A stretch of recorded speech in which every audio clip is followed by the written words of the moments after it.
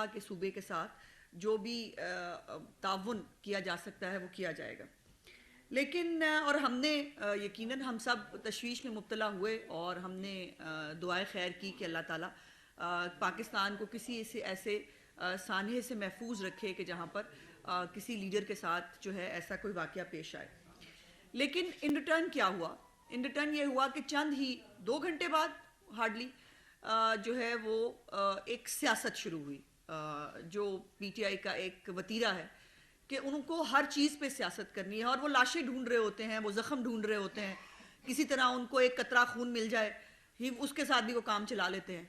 तो यहाँ पर उन्होंने जो है वो एक बहुत ही मज़मूम कोशिश की।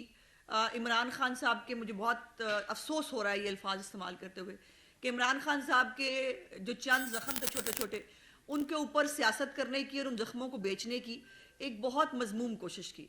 और जब उनके ये चूँकि डिजिटल दौर है, मीडिया का दौर है, इसमें कोई चीज़ छुपाए नहीं छुप सकती, कोई कितनी भी कोशिश करे नहीं छुप सकती।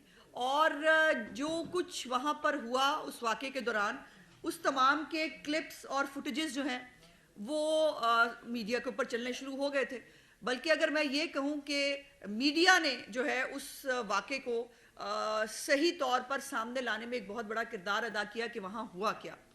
और फिर इनके अपने एक वर्कर ने, इब्तिसाम नामी लड़का है, उसने उस हमलावर को पकड़ा और पकड़कर जो है वो पुलिस के हवाले किया।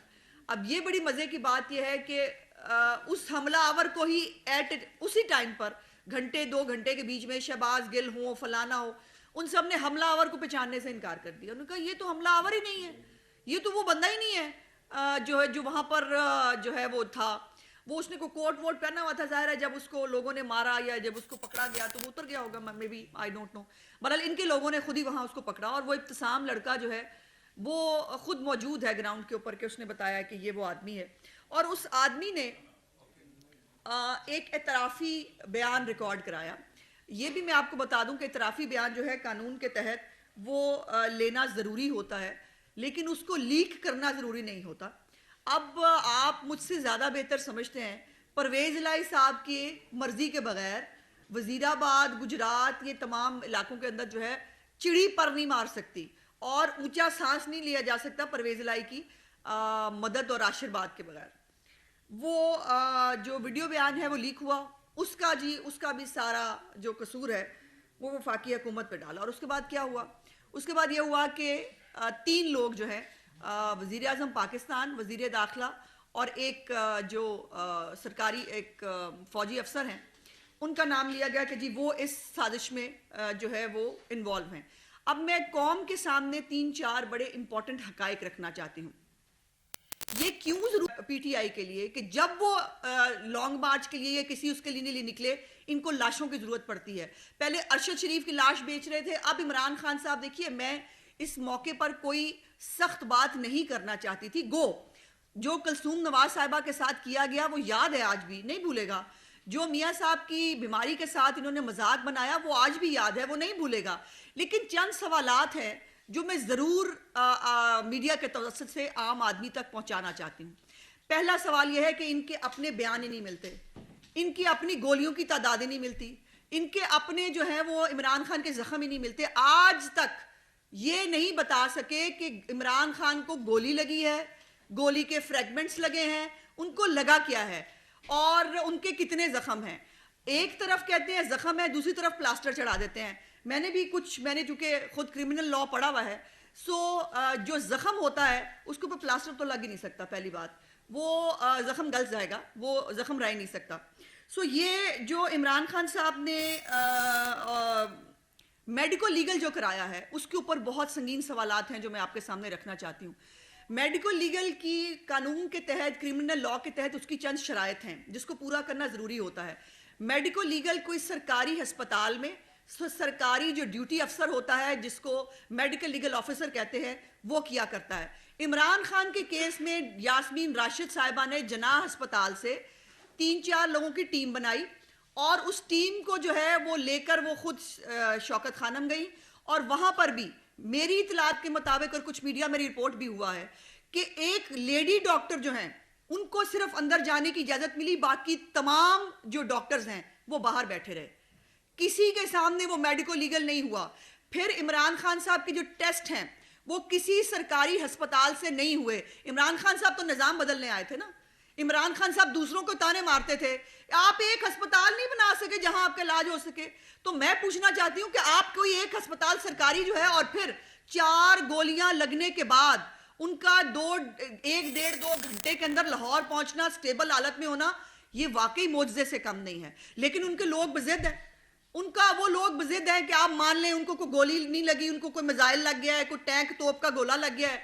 और अभी जो उन्होंने FIR के अंदर जो FIR दर्ज कराने के लिए जो उन्होंने मतन भेजा है, मैं अभी आपके सामने वो भी ज़रूर पढ़ना चाहती हूँ, उस पर बात करनी है। अब प्रॉब्लम यह है कि इमरान खान साहब, अब आपने देखा कि कल उन्होंने जो डिजिटल लॉन्ग मार्च है उसका ऐलान किया है, डिजिटल लॉन्ग मार्च होगा और जो इनकलाब है वो भी ऑनलाइन जो है वो दस्तयाब होगा, इनकलाब ऑनलाइन आएगा। और इमरान खान साहब का ये जो पूरा सिनेरियो है, और उन्होंने कहा कि वो 10 से 14 दिन के अंदर इस्लामाबाद पहुंचेंगे। आप डेट का अंदाजा लगाइए कि आज से 10 से 14 दिन कितनी डेट बनती है। इमरान खान का जो कतई मतलब पाकिस्तान में इलेक्शन के हवाले से नहीं है, वो मान चुके हैं कि इलेक्शन 10 महीने के बाद होने जा रहे हैं। अब ये सारा जो तमाशा है, इनके MNAs की जो है वो ऑडियोज आ रही हैं कि फलानी सड़क बंद करो, फलाना हमें जो है वो सड़कें बंद करनी है, हमने एक तमाशा, एक फितना क्रिएट करना है इस मुल्क के अंदर। और वो फितना काहे के लिए है? वो एक तैनाती रोकने के लिए है। वो तैनाती तो ये नहीं रोक पाएंगे इंशाल्लाह ताला। पाकिस्तान को आईने पाकिस्तान के तहत चलना है। मैंने कई दफा कहा आईने इमरानिया इस मुल्क में नहीं चलेगा, वो नहीं चल सकता। और इमरान खान को आर्मी चीफ नहीं चाहिए, एक बुजदार चाहिए। तो इमरान खान साहब बुजदार नहीं लगा करते आर्मी चीफ। आर्मी चीफ एक मुल्क का, एक फौज का सरबराह होता है और उसको पूरे मुल्क का सरबराह होना होता है। वो वैसे लगेगा जो आइन और कानून के मुताबिक तय किया है। और दूसरी बात, अब इसके अंदर जो रेस्क्यू एहलकार है रिजवान, उसके आपने 2 स्टेटमेंट्स देखे हैं। एक स्टेटमेंट उसने बेचारे ने मासूमियत में, उसमें किसी ने सवाल पूछा, उसने सच्ची सच्ची बता दिया। उसने कहा कि हाँ मैंने ड्रेसिंग की थी और जो घुटने से थोड़ा नीचे छोटा सा जख्म था जिसको मैंने ड्रेसिंग की है। अब उस रिजवान एक और बयान आ गया है जिसके ऊपर रिजवान बेचारा जाहिर है जिस प्रेशर का वो शिकार है, जिस तरह से उसके साथ किया गया होगा। और मोहन सलाई साहब ने बाय द वे वो जो उसका वीडियो है वो सोशल मीडिया पे डाला है, जिसके ऊपर वो मुकर गया। वो कह रहा है मैंने नहीं देखा, मुझे नहीं पता। मुझे समझ नहीं आती कि ये ऐसी कौन सी बात है जिसकी पर्दादारी है। आपको अगर जो यकीनन हम मानना चाहते हैं आपके ऊपर अगर कातिलाना हमला हुआ है, वो कातिलाना हमला एक बंदा एक्सेप्ट कर रहा है और हम आपको रोकते थे।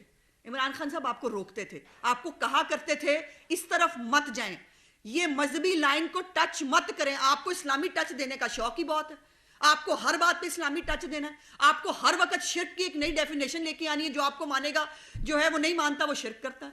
आप हमेशा जो है वो जो उसने बयान दिए मैं रिपीट नहीं करना चाहती क्योंकि मैं इस मजहबी कार्ड के खिलाफ हूं। और ये जितनी नफरत इस मुल्क के अंदर जो है वो फैला दी गई है, मजहबी कार्ड अगर इमरान खान के खिलाफ इस्तेमाल करना हो ना, हमारे लीडरों के घरों पे हमले हुए हैं।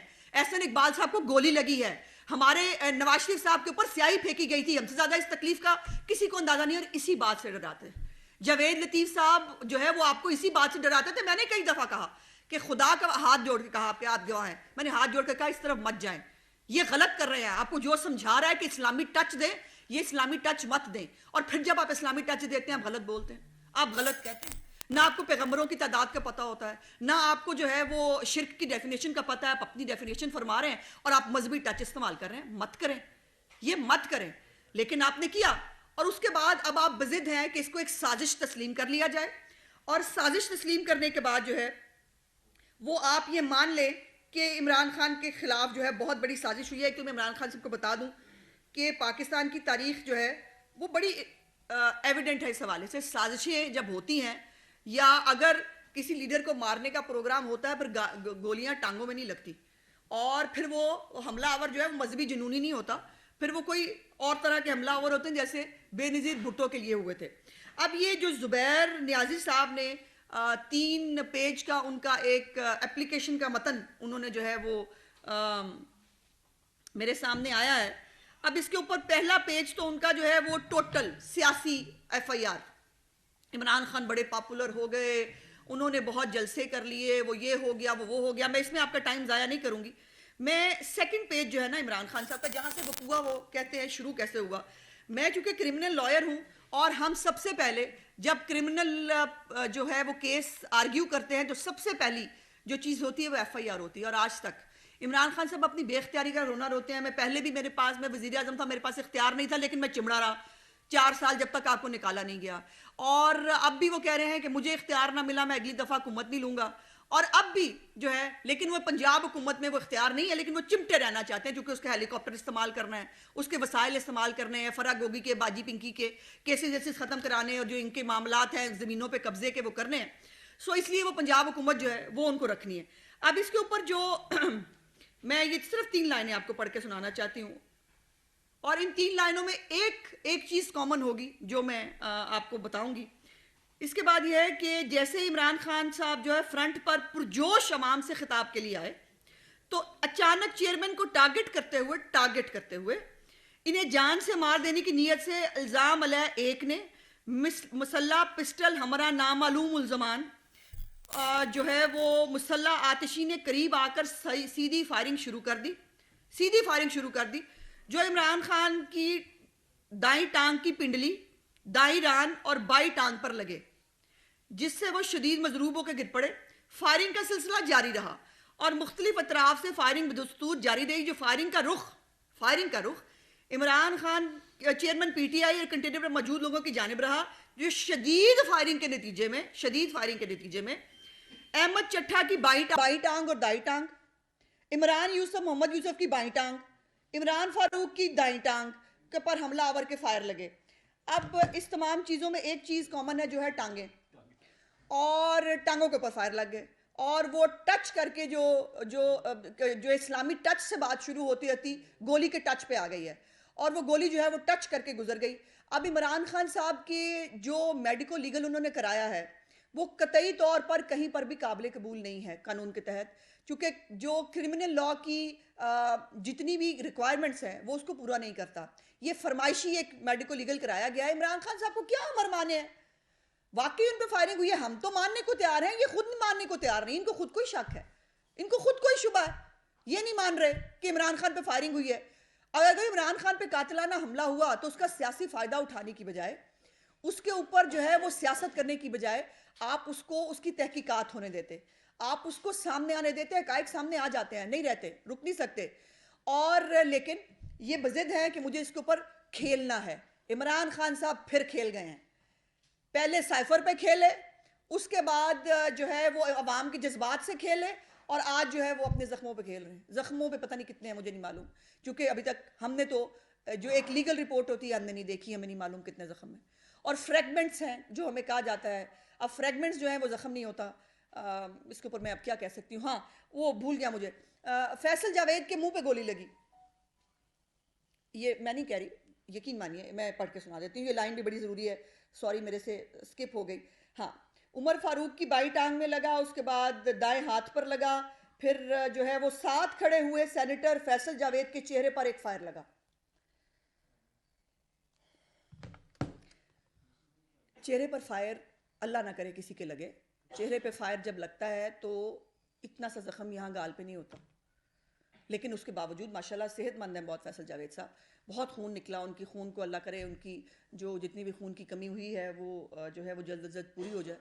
और ये तमाम जो मामलात हैं, इसके बाद इमरान खान साहब का जो आज कोर्ट के अंदर supreme court of Pakistan Imran Khan साहब के ऊपर FIR करने का जो है दर्ज करने का हुक्म दिया है, जो बहुत बेहतर है।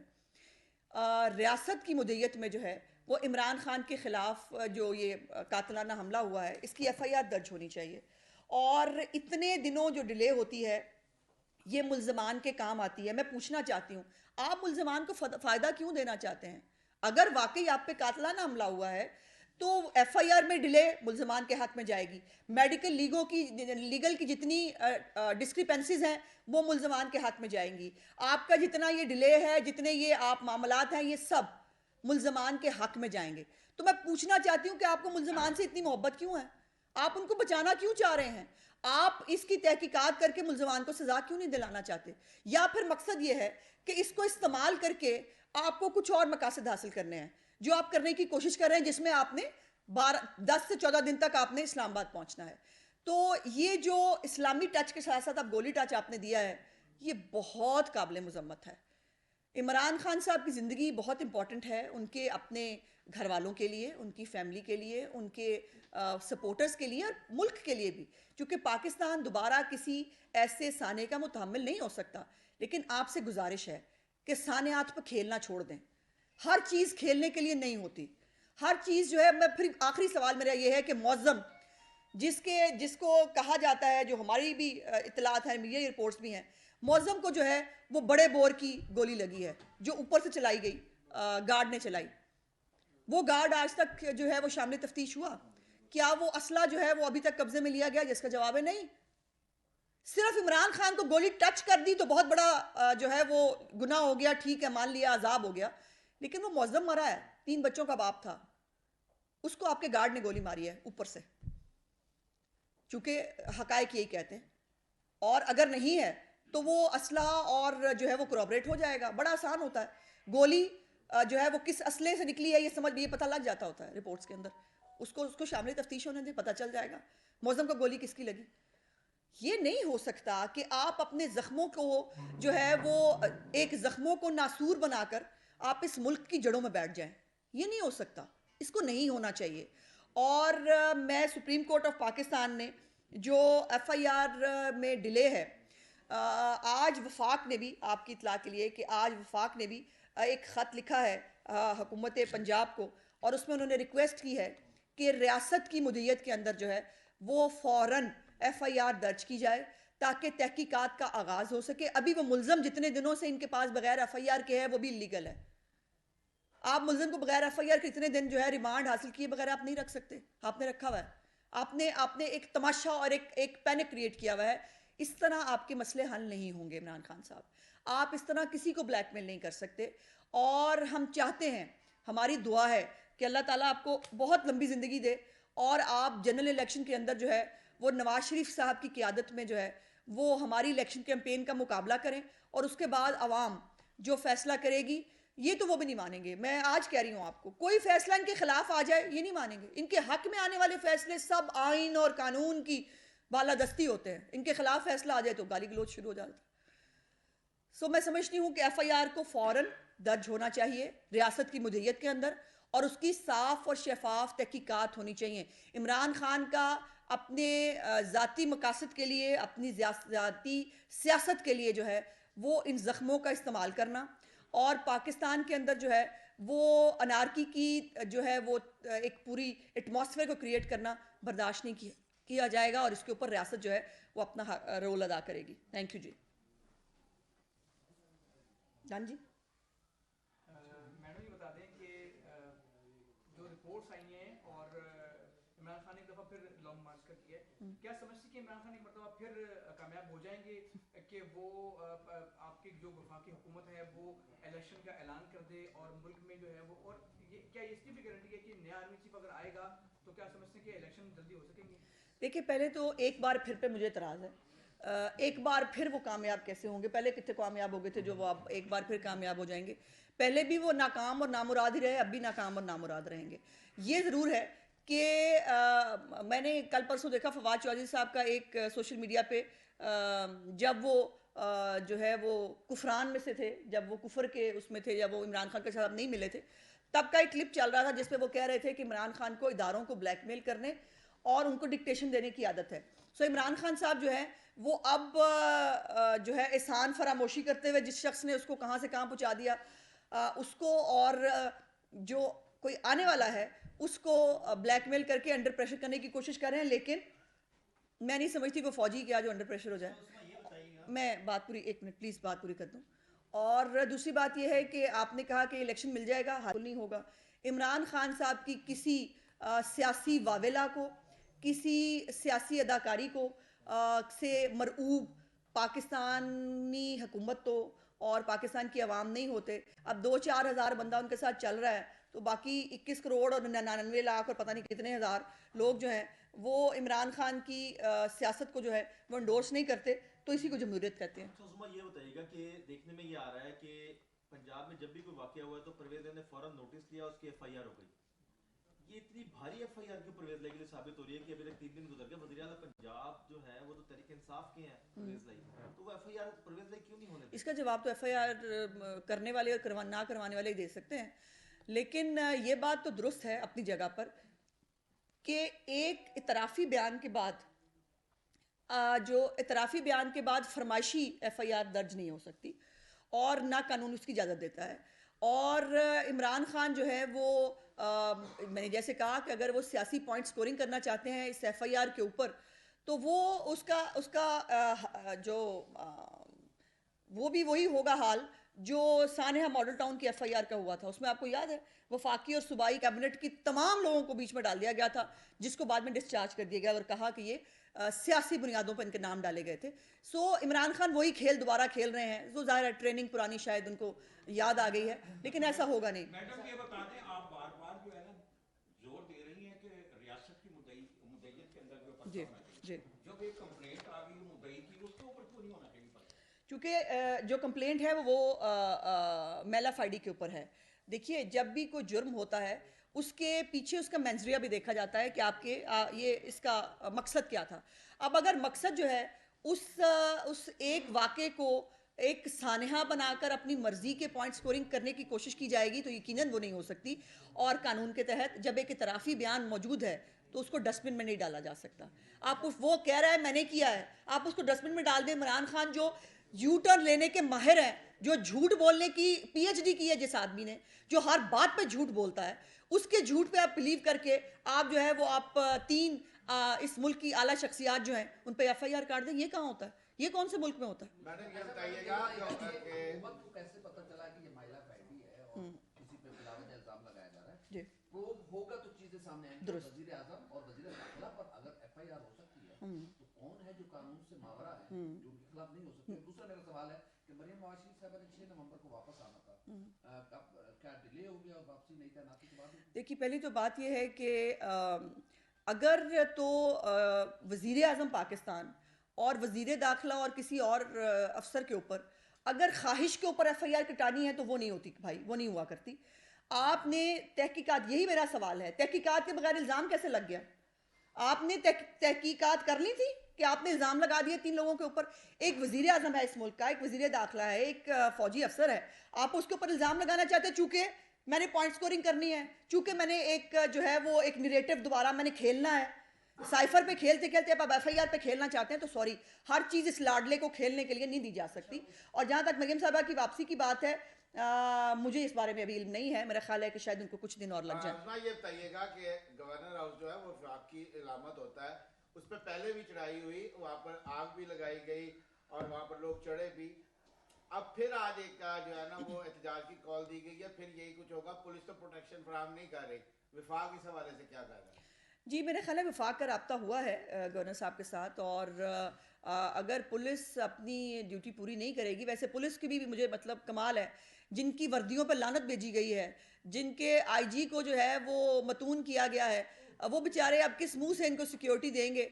और उन्होंने बयान तो जारी कर दिया था बड़ा, लेकिन उस बयान के बाद उनका रिएक्शन क्या है ये देखने की बात है।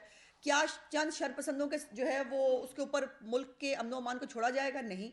सो इस मामले में वफाक के साथ बातचीत हुई है गवर्नर हाउस की, और अगर पुलिस ने उनको सिक्योरिटी ना दी तो फिर वफाक अपनी जिम्मेदारी पूरी करेगा। क्या आइंदा हर एफआईआर तब दर्ज होगी जब रियासत मुतमईन होगी कि इल्जाम सही है या गलत? ऐसे ही होता है भाई, हमेशा ऐसे ही होता है। एफआईआर जो है जो जब एफआईआर दर्ज कराई जाती है तो उसमें ये ज़रूर देखा जाता है। देखिए, हर एफआईआर इमरान खान ने जो है वो सियासी मकसद के लिए तो दर्ज करानी नहीं है, या उन्होंने करानी है तो सिर्फ इसलिए ही करानी है, उनके यही मकसद हो सकते हैं। सो इमरान खान के जो ज़ख्म हैं उनका बिल्कुल उसके ऊपर तहकीकात होनी चाहिए। उनके ऊपर कातिलाना हमला अगर हुआ है जो टांगों पे गोलियां लगने से था, वो जो है उसका ज़रूर तहकीकात होनी चाहिए। लेकिन ये नहीं हो सकता कि इमरान खान को खेलने के लिए जो है वो आप वज़ीर आज़म, वज़ीर वो दाखिला और इन सबको जो है इमरान खान के आगे फेंक दें कि लो बेटा इसके साथ खेलो। ये जो है बाइज़्ज़त शख्स हैं तो बाकी लोग भी बाइज़्ज़त हैं, उनके खिलाफ भी तहकीकात नहीं हुई थी। इमरान खान के कहने पे आप बिलीव कर सकते होंगे, हम तो बिलीव नहीं करते। अमीर मकाम ने कहा है कि केपीके में और पंजाब में जो हालात हैं उस पर गवर्नर राज देना चाहिए। आप समझते हैं कि गवर्नर राज देना चाहिए? देखिए ये यकीनन आइन में एक ऑप्शन लिखी तो है, और ये हालात और वाक़यात के मुताबिक जो है वफाक ने डिसाइड करना होता है, तो बिल्कुल अगर इसकी ज़रूरत पड़ेगी तो करना चाहिए, क्यों नहीं करना चाहिए। मासूमाना सवाल ये है कि बाज़ अफ़वाहें गर्दिश कर रही हैं कि हुकूमत जो है वो उनके टेंडर ख़त्म होने से कुछ दिन पहले एक्सटेंशन दे रही है आर्मी चीफ को। आपकी एवेल्यूएशन नहीं, मेरे नॉलेज में ऐसी कोई बात बल्कि एडवांस डेट में नहीं। बहुत शुक्रिया जी, बहुत शुक्रिया। ये फरमा दें जैसे आर्मी चीफ जब आपको क्लियर हो गया, आपने कहा कि इमरान खान का मकसद क्लियर हो गया है कि उसका मकसद इलेक्शन नहीं है, आर्मी चीफ की तैनाती को रोकना है। जब आपको क्लियर हो गया है कि उसका मकसद ये है और आप मुल्क और कौम के साथ इतने सिंसियर हैं, आप मुल्क में तफरकाबाजी नहीं चाहते, मामला खराब नहीं करना चाहते, तो आप उस तैनाती को फौरन करके सारा ये मामला ही खत्म कर दें। दूसरा ये फरमाइए जो FIR लेट हुई है, FIR नहीं हो रही, जिस तरह पंजाब हुकूमत एक अंडरस्टैंडिंग के तहत नहीं ली जा रही, इसी तरह क्या अंडरस्टैंडिंग के तहत FIR भी नहीं होती? देखिए पहले तो बात यह है कि आपके सवाल के अंदर आपने तो हमें ये कह दिया कि हमें सरेंडर कर देना चाहिए, लाडला जो मांगे उसको खामोशी से हमें चुप-चुपीते दे देना चाहिए। भाई मैं आप बात कर लूँ, इमरान खान ये चाहते हैं वैसे कर दिया जाए, ऐसा होता नहीं है। हमेशा जो अपॉइंटमेंट है वो अपने टाइम पे हुआ करती है और अपने टाइम पे ही होगी। इमरान खान साहब अपना वावेला जितना मर्जी करते हैं, उससे हमें कोई फ़र्क नहीं पड़ता। और FIR क्यों नहीं हो रही, क्या नहीं हुई, इसका सवाल जो है वो परवेज़ इलाही साहब से करें मेरी बजाय। Thank you.